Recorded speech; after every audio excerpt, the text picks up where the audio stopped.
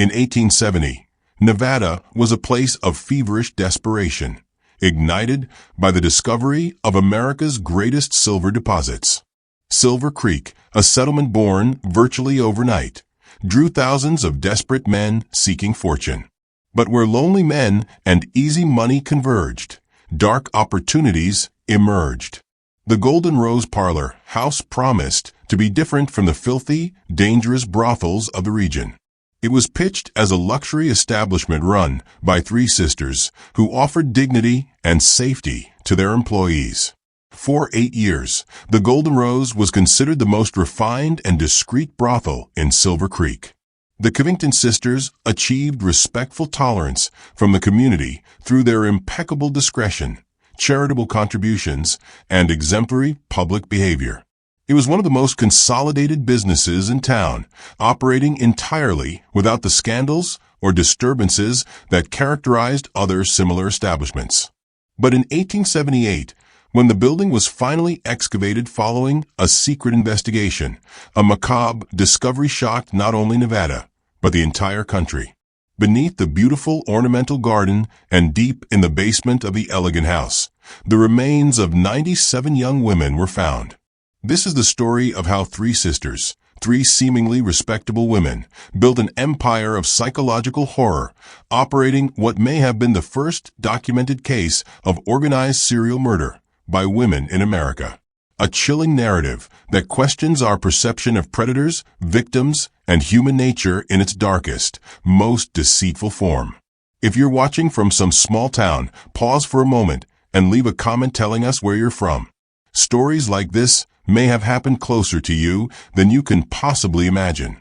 And if this narrative of deceit and terror intrigues you, subscribe to the channel because we're about to dive deep into the most disturbing, calculated details of this monumental case. Silver Creek was born, like so many other Silver Rush towns, as an explosion of tents and shacks that quickly transformed into a prosperous community.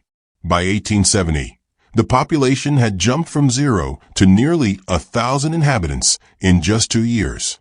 Most were men, miners, ambitious merchants, adventurers, and opportunists from all corners of America, seeking the silver fortune that lay in Nevada's jagged mountains. Among the newcomers were three sisters who introduced themselves as Eleanor, Eliza, and Moira Covington. They came, according to their meticulously rehearsed story, from a respectable Boston family that had lost everything in the crippling aftermath of the Civil War. Eleanor, the eldest at 35, possessed an imposing and statuesque presence. Tall, with dark hair always pulled back in an impeccable chignon, her penetrating eyes seemed to evaluate and measure the worth of every person she spoke with. She was the one who commanded. Eliza, 32, was her absolute opposite. Small, delicate, with a sweet, almost childlike smile and a soft, soothing voice that could calm the nerves of any volatile man. She handled the gentler aspects of their business. Moira, the youngest at 29, often remained silent, observing everything with an intense, unnerving focus that some found deeply disturbing. She was the shadow, the quiet enforcer. The sisters arrived with a considerable reserve of resources, the source of which was never fully explained, and immediately purchased land in the highest, most desirable part of Silver Creek, an area overlooking the entire dusty town. There they built what would become known as the Golden Rose Parlor House.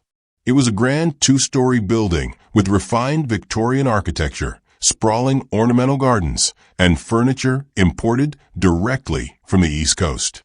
The establishment stood out dramatically from the rustic, dilapidated brothels and dirty taverns that dominated the city's underbelly.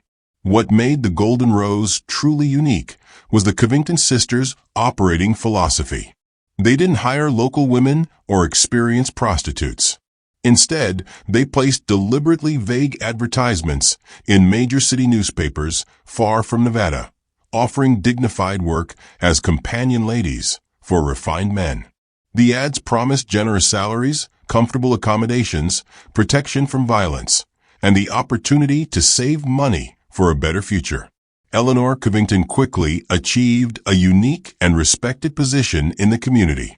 She attended the local Methodist church every Sunday, contributed generously to charitable works, always making sure her name was mentioned, and organized social events for Silver Creek's most prominent families.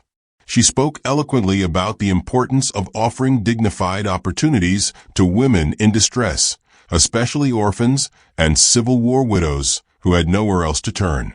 The first employees of the Golden Rose arrived in the autumn of 1870.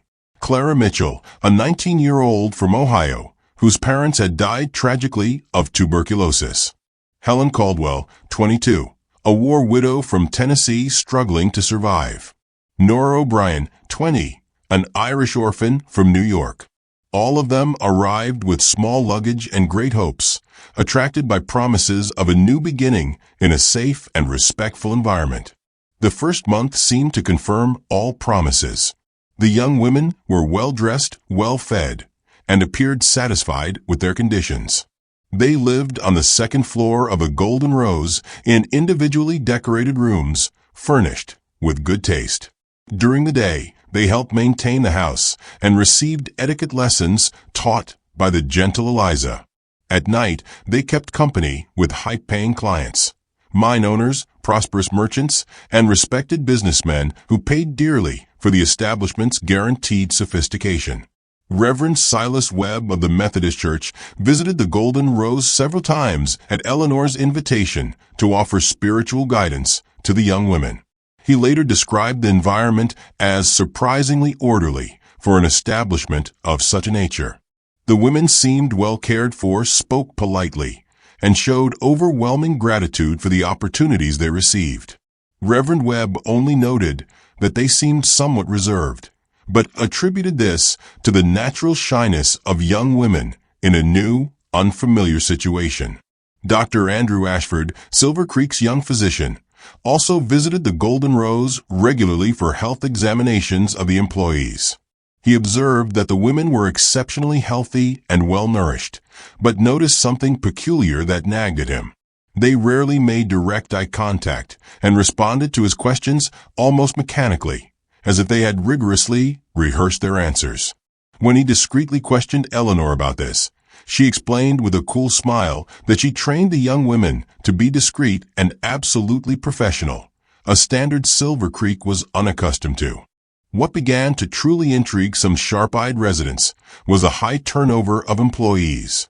Every few months, some young women would supposedly leave for better opportunities and be quickly replaced by new candidates recruited from distant cities.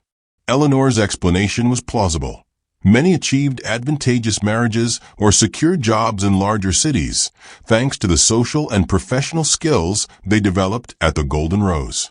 It was a seemingly logical explanation in an era of great social and geographical mobility. Martha Henley, owner of the fabric store, noticed that the Golden Rose employees never bought materials to sew personal clothes or gifts to send to families, a common practice among working women. Sheriff Thomas Brennan, Silver Creek's young, observant lawman, noted that he never saw the women at the train station when they supposedly departed town. And Mrs. Vivian Fitzgerald, who ran the post office, began to find it extremely strange that the Golden Rose employees never sent or received any correspondence. They were ghosts of their former selves. These inconsistencies, however, were easily explained away or willfully ignored. Silver Creek was a city in explosive growth, where people constantly arrived and departed. The general prosperity and the silver fever masked small inconsistencies, and the Covington sisters' reputation as operators of a discreet and well-managed business discouraged any deeper, more inconvenient questioning.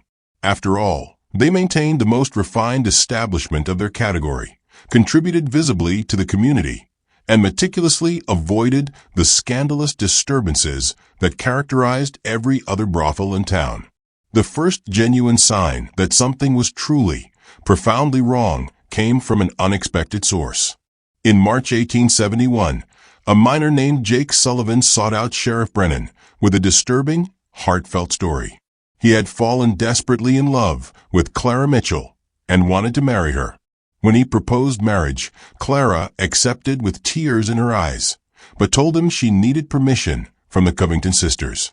Days later, Eleanor coolly informed Sullivan that Clara had changed her mind, decided against marriage, and had instead left for San Francisco with a better job proposal.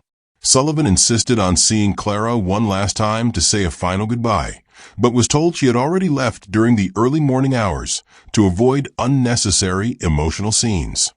Something in Eleanor's coldness and her absolute refusal to allow him to see Clara one last time immediately aroused Sullivan's suspicion.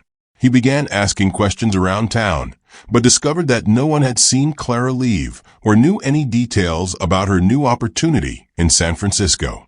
This was the first loose thread in a meticulously woven tapestry of lies. But in a town where the cold, respected word of the Covington sisters carried more weight than the emotional suspicions of a lovesick minor, Sullivan's doubts were easily dismissed. The Golden Rose continued operating normally, receiving new young women, and maintaining its sterling reputation as a refined and well-managed establishment.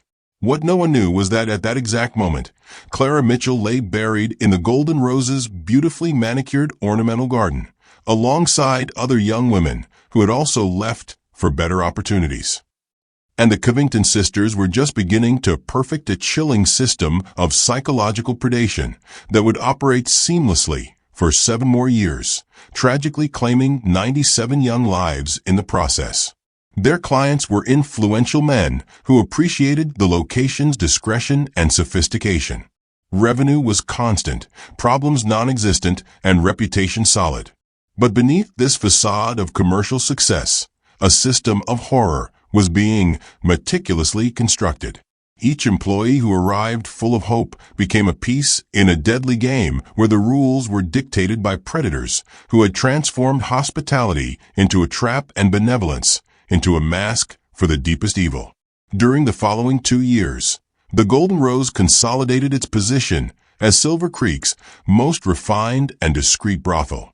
Although the nature of the establishment was known to all, the Covington sisters achieved respectful tolerance from the community through their discretion, charitable contributions, and impeccable public behavior. It was one of the town's most consolidated businesses, operating without the scandals or disturbances that characterized other similar establishments. The sisters expanded their operations, building an additional wing and increasing the number of employees to 15 young women. Each new arrival followed the same pattern. Young women without close family from distant places attracted by advertisements promising dignity and opportunity. The sisters' selection process was meticulous. They preferred orphans, young widows, or women who had broken with their families. Eleanor personally corresponded with each candidate, asking detailed questions about their family situation, social connections, and future plans. Under the pretext of ensuring that only women of good character were accepted, she actually identified those whom no one would look for if they disappeared. Eliza developed what she called a refinement program for new employees. During the first weeks, the young women went through an adaptation period that included lessons in etiquette, diction, and social behavior. On the surface, it seemed like benevolent training to improve the women's prospects. In reality, it was a systematic process of psychological isolation and resistance breaking. The program began with apparently reasonable rules. Employees could not leave the Golden Rose without permission and accompaniment for their own safety in a town full of rough men. Personal correspondence was reviewed by Eliza to ensure they maintained a respectable image. Contact with outsiders was discouraged because it could distract them from their personal growth objectives. Dr. Andrew Ashford, during his monthly medical visits, began to notice subtle changes in the employees' behavior over the years. The young doctor who had arrived in Silver Creek in 1870 now had more experience and observed with more critical eyes. Women who arrived animated and hopeful gradually became quieter and more submissive. When he commented on this to Eleanor, she explained it was natural. The young women were maturing and learning to behave like refined ladies.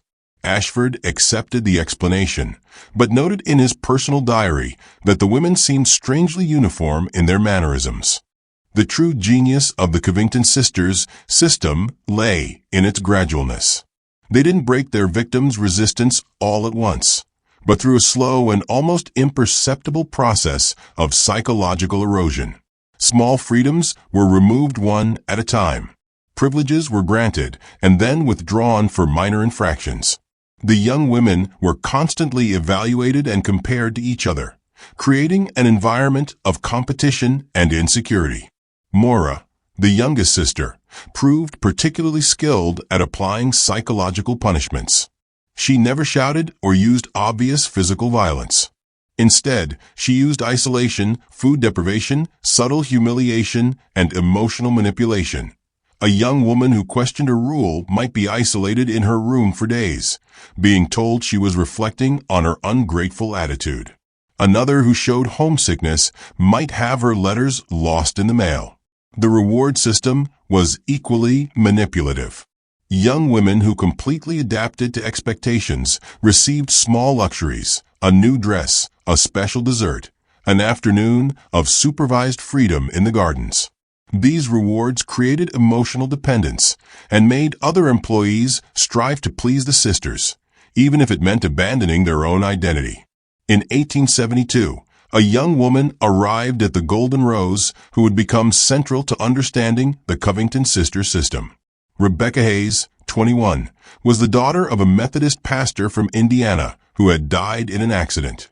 Intelligent and observant, Rebecca kept a secret diary during her months at the Golden Rose, a document that would be discovered decades later and provide disturbing insights into the establishment's operations. Rebecca's first diary entries were optimistic. She described the Golden Rose as elegant and well-organized and the Covington sisters as refined women with genuine concern for their employees' welfare. But gradually the tone changed.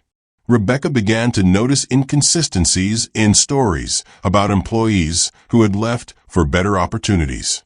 She observed that these women never said goodbye personally, and that their personal belongings remained in their rooms for weeks before disappearing.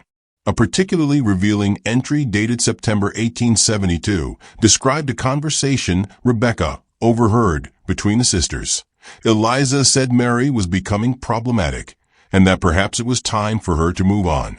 Eleanor replied she would wait until after Dr. Ashford's visit. Maura just smiled in that strange way that gives me chills.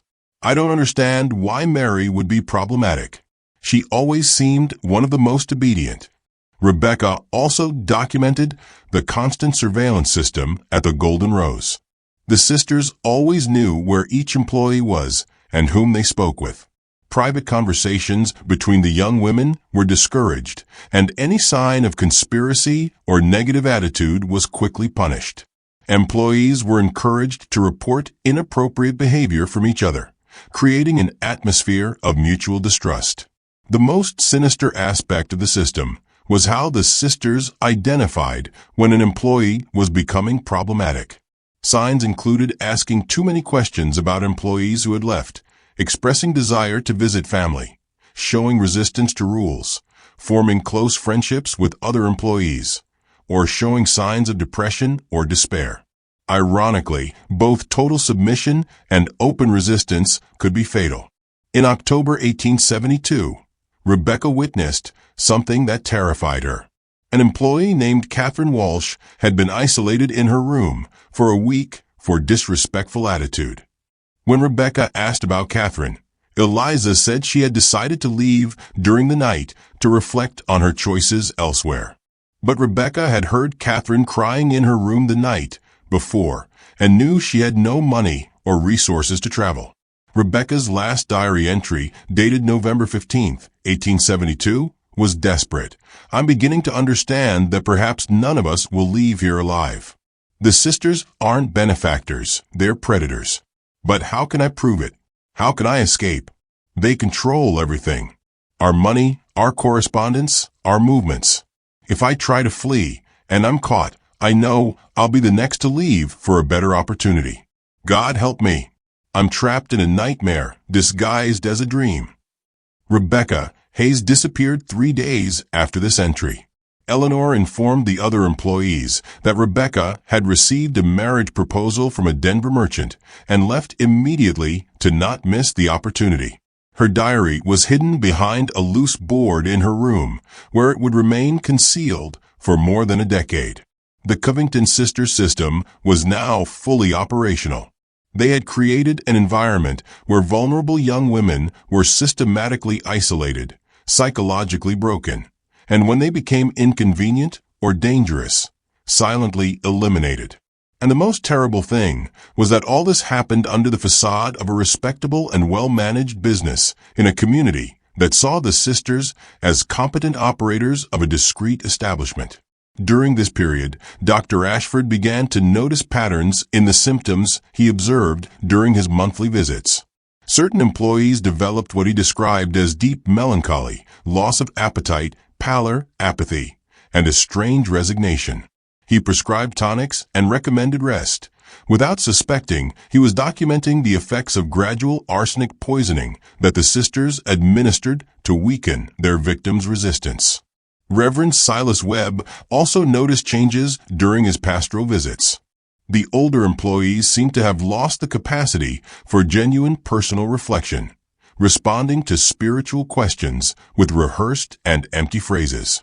When he tried to deepen conversations about faith and hope, responses were evasive, as if the women had been trained to avoid any discussion that might reveal their true mental state. If you're following this story and haven't subscribed to the channel yet, this is the perfect moment. We're just beginning to unravel the horrors of the Golden Rose, and the most shocking revelations are yet to come.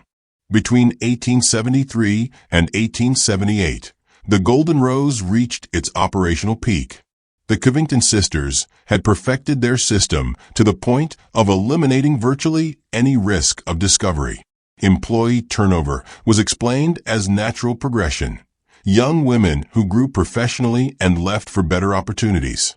The small community of Silver Creek not only accepted this narrative, but celebrated it as proof of the sisters' refinement program's success. But patterns began to emerge for those observant enough to notice them. Sheriff Thomas Brennan, now an experienced sheriff after 8 years in office, kept meticulous records of all Silver Creek residents. His files showed that since 1870, a concerning number of young women had left the Golden Rose for various destinations. Brennan's initial records documented 23 departures until 1875, but he suspected the real number was higher, as some employees may have arrived and left without official record. None of the women who supposedly left had maintained contact with acquaintances in town. None had returned for visits, and most disturbing, none had been seen at the train station or main road during their supposed departures. Brennan began noting these inconsistencies, creating a personal file that grew each year. Dr. Ashford, now an experienced physician after years practicing in Silver Creek, also began to notice disturbing medical patterns. During his monthly examinations, he observed that certain employees developed specific symptoms in the weeks before their departures: dramatic weight loss, extreme pallor, hand tremors, and a deep apathy he initially attributed to pre-travel anxiety. When he questioned the sisters about this, they explained it was natural. Young women became nervous before major life changes. Reverend Webb made a particularly disturbing observation during a pastoral visit in 1876.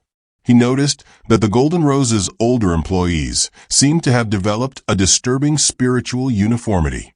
They all spoke of God and providence in almost identical ways, using phrases and expressions that seemed rehearsed. When he tried to have deeper conversations about faith and hope, responses were evasive and superficial, as if the women had lost the capacity for genuine personal reflection. The true nature of the Covington sisters' system began to be revealed through an unexpected source. In 1878, a minor fire at the Golden Rose damaged part of Eleanor's office, forcing her to hire a local carpenter for repairs.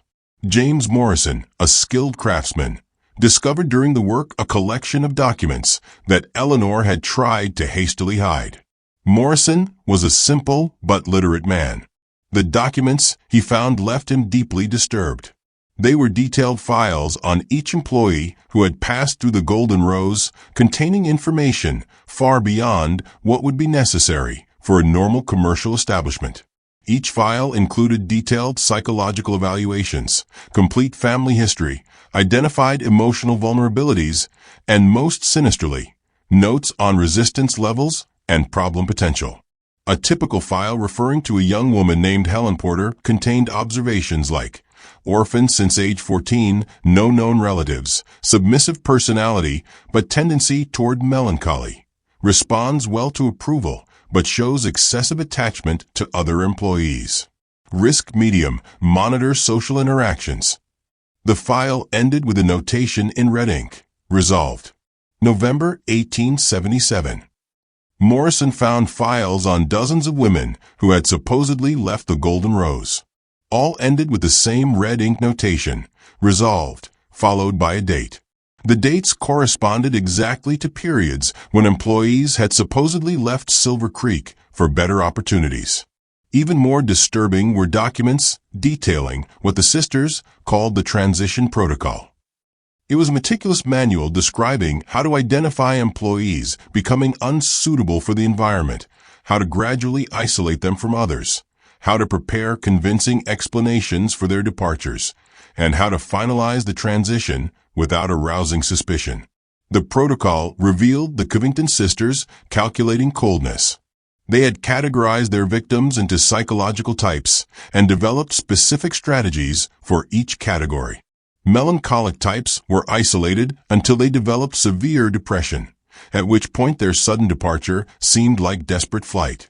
Questioning types were gradually discredited before other employees before being eliminated. Social types were separated from their friends and punished for forming factions before disappearing. Morrison was paralyzed by what he had discovered.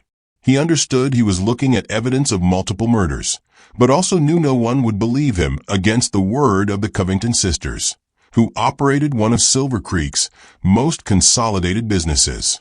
He decided to secretly copy the most incriminating documents and seek Sheriff Brennan with concrete evidence. When Morrison showed the documents to Sheriff Brennan, the sheriff initially reacted with skepticism. The Covington sisters were established figures in the community, operators of a discreet business, and generous contributors to charitable works. The idea that they were serial killers seemed absurd, but the documents were too detailed to be forgeries and corresponded perfectly to patterns Brennan had observed over the years. Brennan decided to conduct a discreet investigation.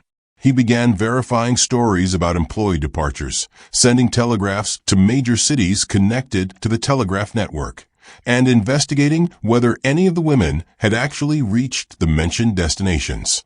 The results were disturbing. No train station in major cities had records of tickets purchased by any Golden Rose employees. No hotel or boarding house in destination cities had records of their arrivals.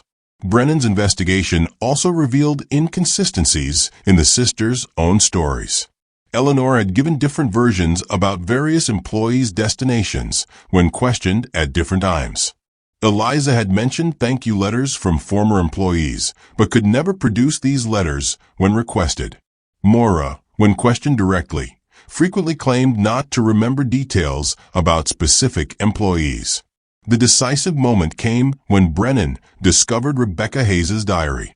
During a discreet search of the Golden Rose, he found the hiding place behind the loose board and recovered the diary documenting the young woman's final months of life. Rebecca's observations provided an internal view of the sisters' psychological control system and confirmed Brennan's worst suspicions. But even with growing evidence, Brennan faced a dilemma. The Covington sisters were influential in Silver Creek's small community. They had important allies among local merchants and considerable financial resources. A premature or poorly founded accusation could destroy his career and allow the sisters to escape justice. He needed irrefutable physical evidence, the victims' bodies. Brennan also discovered that the sisters maintained correspondence with women in various cities, suggesting their operations may have begun before arriving in Silver Creek. Letters found in Eleanor's office indicated contacts in at least 3 other western cities, raising the possibility that the total number of victims was much higher than documented in Nevada. In September 1878, Brennan made a decision that would change everything.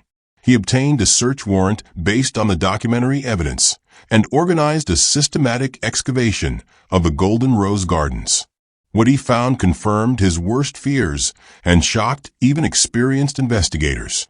Beneath the ornamental garden, carefully maintained by the Covington sisters, lay the mortal remains of dozens of young women. The discovery of the bodies marked the end of the Covington sisters' respectable facade, but it also revealed the truly terrifying extent of their operations. They weren't simply opportunistic killers.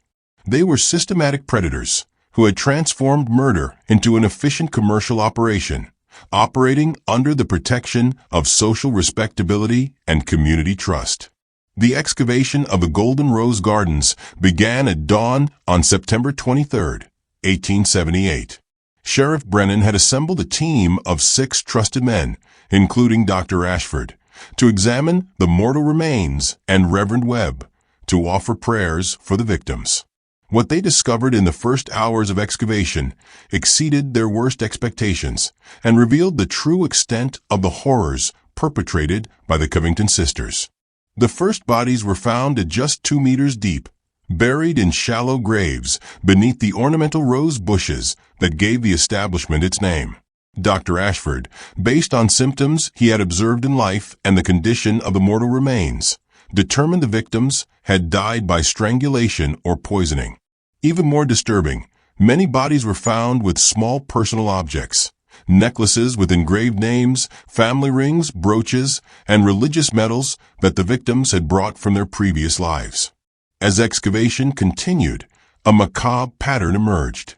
The Covington sisters had organized their clandestine cemetery with the same meticulousness they applied to all aspects of their operations. Bodies were arranged in orderly rows, each marked with a small number stone. It was as if they maintained an inventory of their victims, treating murder as an accounting matter. In the Golden Rose basement, investigators made even more disturbing discoveries. Behind a false wall, they found a secret room that functioned as the sisters' archive and operation center. Walls were covered with maps marking cities where they had placed recruitment advertisements, lists of newspapers that published their ads, and detailed schedules of their operations. The archive contained correspondence with hundreds of young women from across the country. Letters revealed how the sisters selected their victims with surgical precision. They preferred orphans, young widows without children, and women who had broken with their families. Each letter was carefully analyzed to identify emotional vulnerabilities and social isolation. Women with close families or strong social connections were politely rejected. Even more shocking was the discovery that the Covington sisters maintained detailed financial records of their operations. They profited not only from employee services, but also from their personal belongings, which were discreetly sold in distant cities. Jewelry, fine clothes, and other valuable objects were cataloged and sold through a network of contacts the sisters had developed over the years.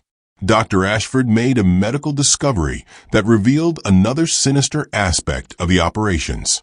Based on symptoms he had observed during years of medical visits, he concluded many victims had been gradually poisoned with arsenic, a substance the sisters administered in small doses to weaken employees' physical and mental resistance. This explained the depression and apathy symptoms he had observed in the weeks before the young women's departures. Reverend Webb found something that deeply disturbed him as a man of faith. Among the documents was a diary kept by Eliza detailing her psychological manipulation techniques. She had studied psychology and religion specifically to develop more effective methods of mental control. The diary contained observations like, Religious guilt is particularly effective with Catholic orphans, and isolation followed by false compassion breaks resistance faster than direct punishment. Investigators also discovered that the sisters had developed false identities and escape routes in case they were discovered. They maintained forged documents, hidden money, and contacts in other cities who could help them disappear. The plan was meticulous and suggested they always knew their operations would eventually be discovered. But the most disturbing discovery came when investigators found what the sisters called the Development Archive. It was a collection of photographs and drawings documenting their victims' physical and mental deterioration. Over time, the sisters had systematically recorded how isolation, manipulation, and gradual poisoning transformed vibrant young women into apathetic shadows of themselves. Photographs showed the same terrible progression in dozens of victims. Initial images showed smiling, hopeful young women. Subsequent photographs revealed gradual weight loss, empty stares, and submissive postures. The final images in each series showed women who seemed to have completely lost the will to live, exactly the state the sisters desired before finalizing the transition. Investigation revealed that the Covington sisters weren't simply killers, but sadistic researchers who studied the effects of different forms of psychological torture.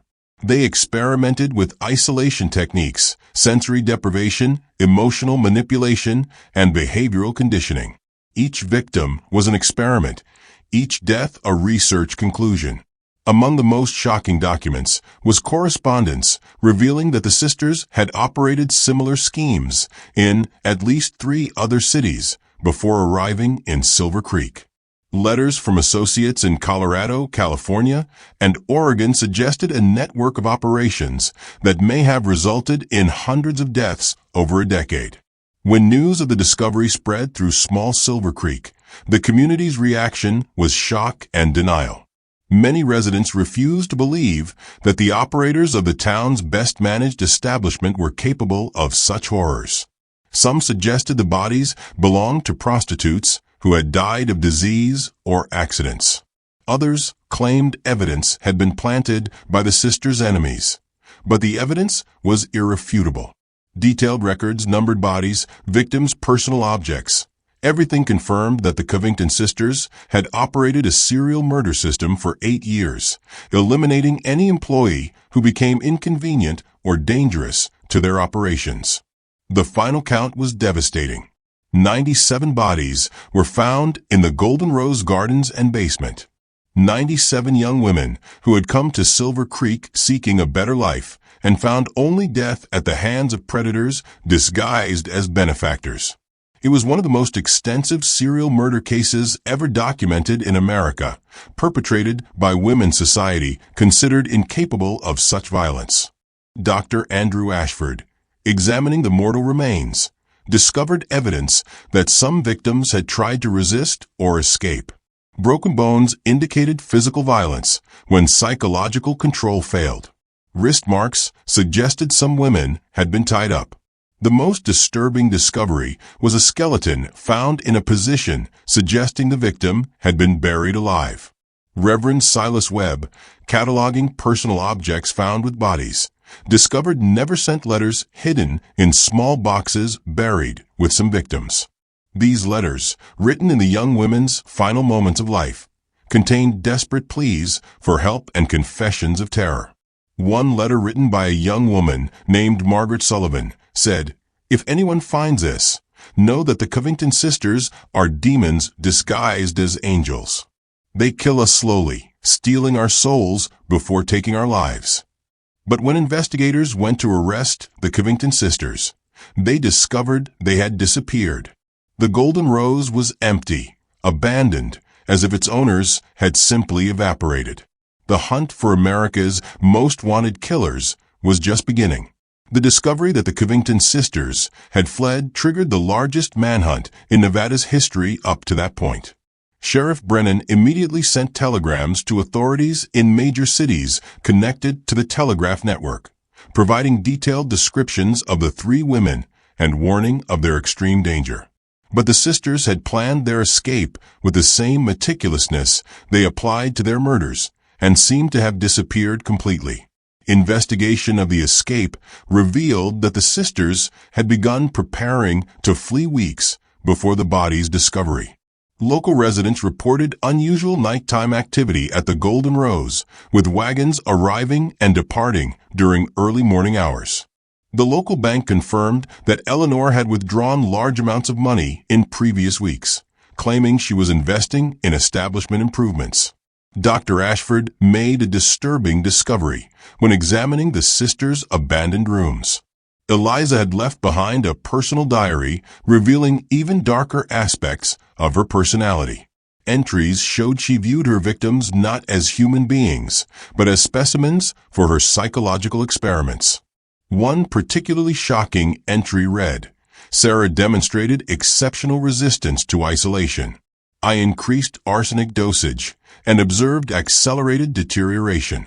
Satisfactory results obtained in 12 days." The diary also revealed that the sisters had discussed expanding their operations to other cities. They planned to establish a network of refinement houses throughout the American West, each operating under the same respectability facade while systematically eliminating vulnerable women. The Silver Creek discovery had interrupted what could have become a mass murder operation of unimaginable proportions. 3 months after the escape, the first clue about the sisters' whereabouts came from an unexpected source. A Sacramento merchant reported selling supplies to 3 women matching the Covingtons' descriptions.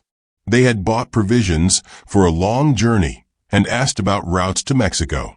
The merchant noticed one of the women, probably Maura, seemed nervous and constantly looked over her shoulder.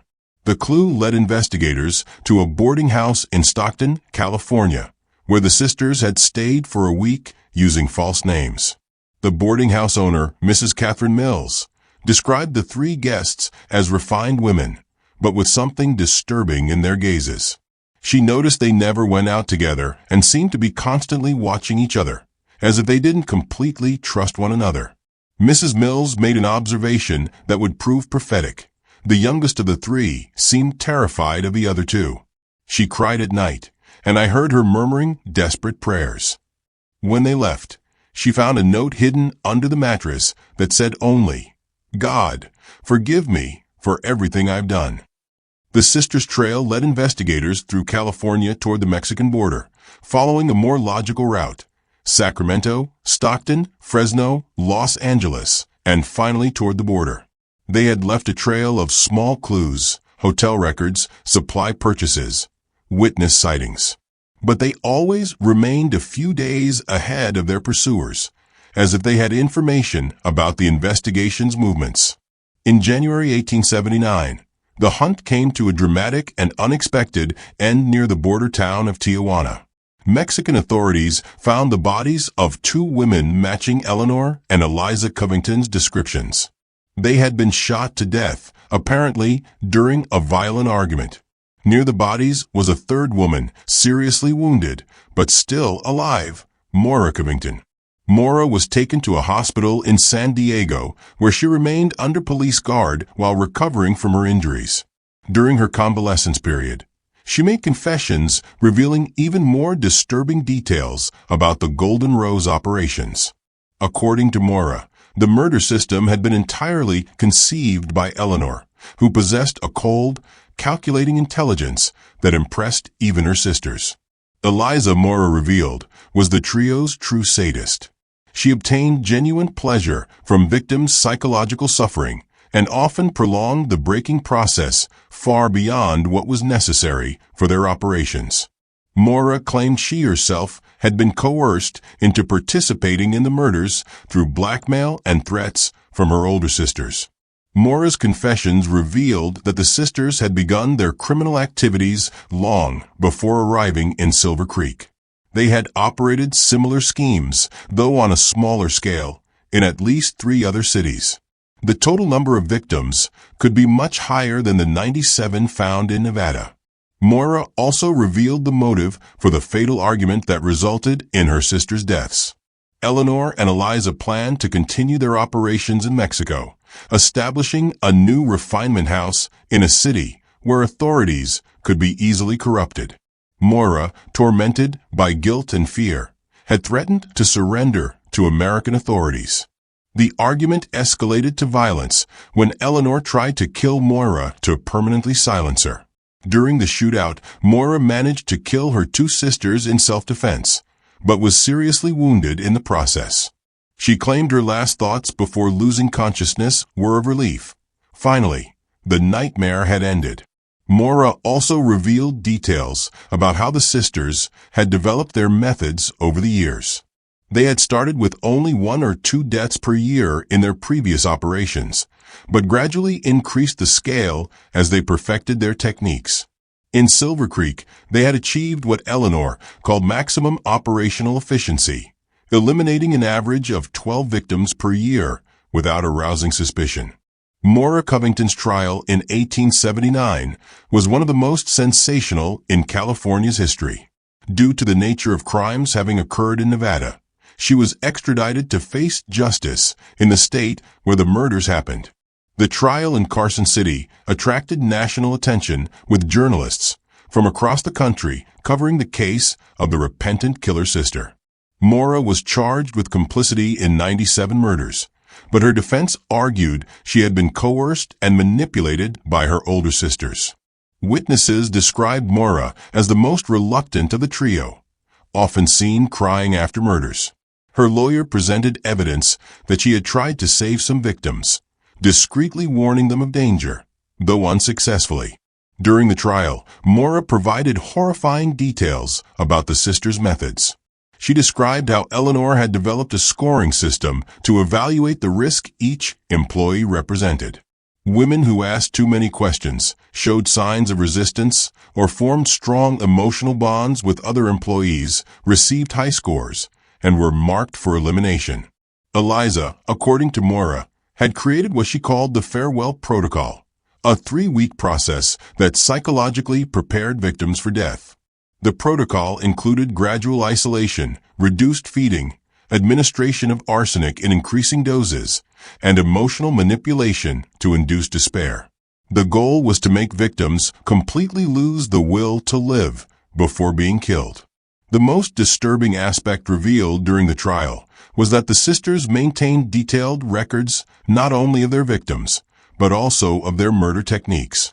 They experimented with different methods, strangulation, poisoning, drowning in bathtubs, and documented which was most efficient and least likely to leave evidence.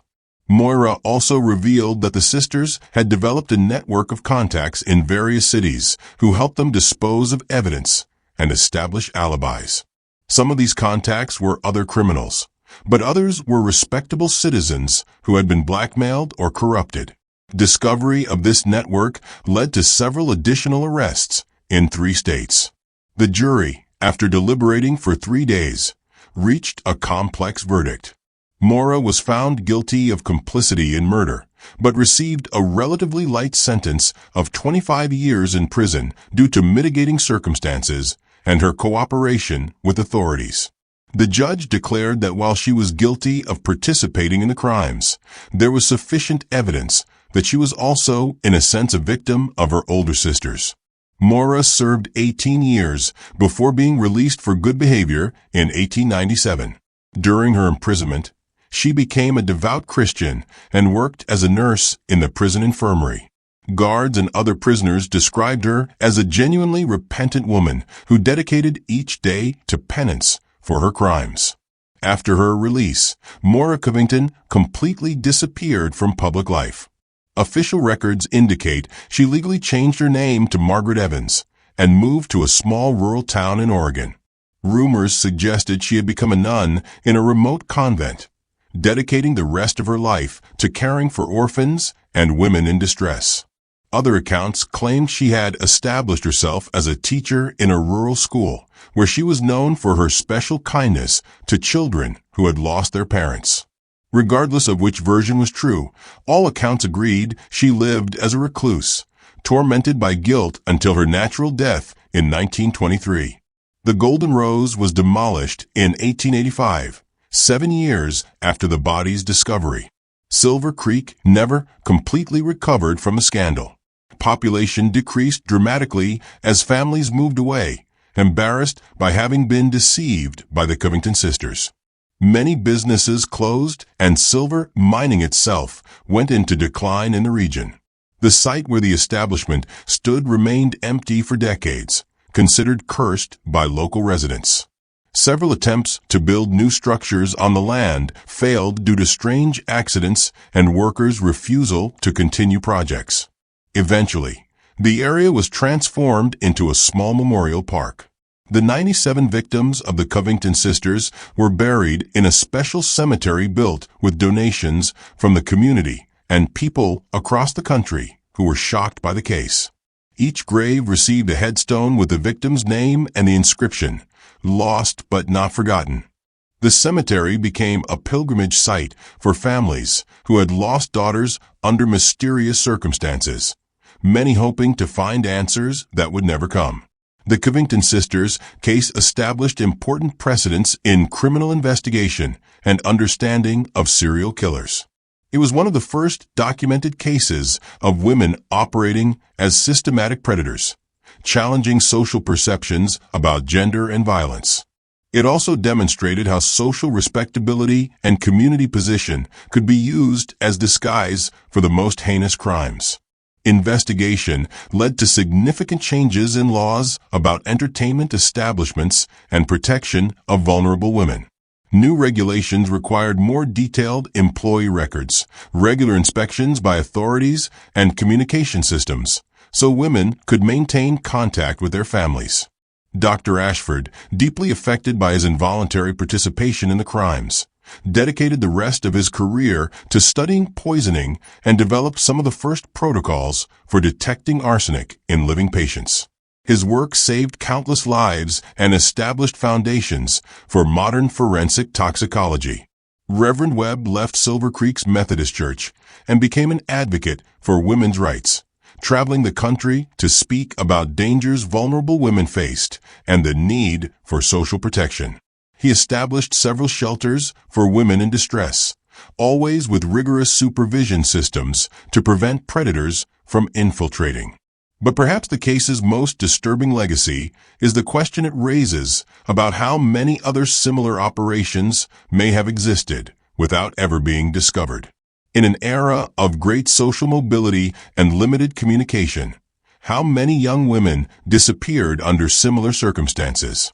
How many other respectable establishments hid unimaginable horrors? Subsequent investigations revealed that at least 6 other suspicious cases in different states may have involved methods similar to the Covington sisters. Though never completely resolved, these cases suggested the sisters may have inspired imitators, or that a broader network of predators operated under similar disguises. The story of the Covington sisters and the Golden Rose remains one of the most disturbing cases of systematic predation in American history. 97 young women lost their lives at the hands of killers who transformed hospitality into a deadly trap and respectability into a disguise for unimaginable horrors. What makes this case particularly haunting is not just the scale of murders, but the calculating coldness with which they were executed. The Covington sisters weren't impulsive killers driven by passion or madness. They were methodical predators who studied, planned, and perfected their methods over years. They transformed murder into a commercial operation, treating human lives as commodities to be exploited and discarded. But perhaps this tragedy's most important lesson is how it exposes our tendency to trust appearances and social positions. The Covington sisters managed to operate for 8 years because society couldn't conceive that operators of a well-managed business and community contributors could be capable of such horrors. This social blindness allowed them to continue their operations far beyond what should have been possible. Today, when we hear about young people disappearing under mysterious circumstances, when we see establishments promising opportunities for vulnerable people, when we encounter respectable figures who seem too good to be true, perhaps we should remember the Covington sisters. Remember that the most dangerous evil often wears virtue's mask, and that our compassion and trust, though essential virtues, can also be exploited by those who see human goodness as a weakness to be manipulated. The 97 young women who died at the Golden Rose weren't just victims of killers.